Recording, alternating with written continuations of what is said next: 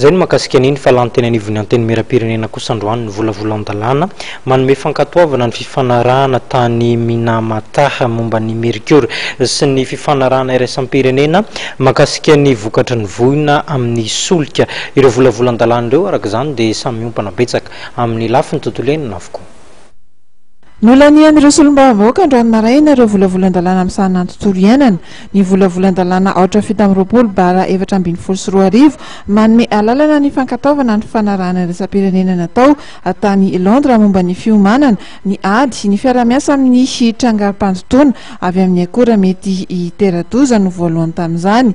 Ity volavolan-dalàna ity dia ahafahan'ny Madagasikara mangataka fiara-miasa sy fanampiana avy any ivelany ary azona mangataka onitra ihany koa, ahafahana ihany koa mametraka paikady mazava etina amin'ny fahaverezan'ireo akora indrindra ny akora simika.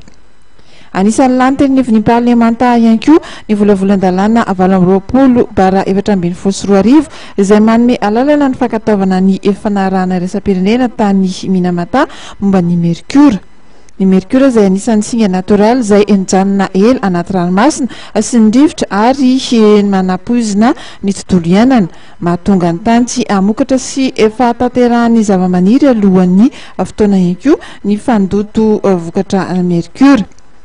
Ny ministera tontolo iainana ihany koa anefa dia efa nakafapetra maro samihafa entina iadina amin'ny fanotona ny tontolo iainana na ny pollution.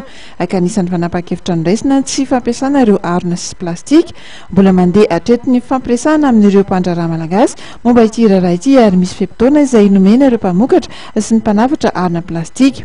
Ny makasika ny sachet plastika indray dia mesure no raisina satria tsapa fa misy danger ho an'ny tontolo iainana ny fiparitahany sachet plastika. Hitantsika zany eto Antananarivo manentsina an'ireny canal rehetrarehetra reny, rehefa tonga ny fahavaratra dia lasa miteraka tondradrano ny fahatsetseman'ny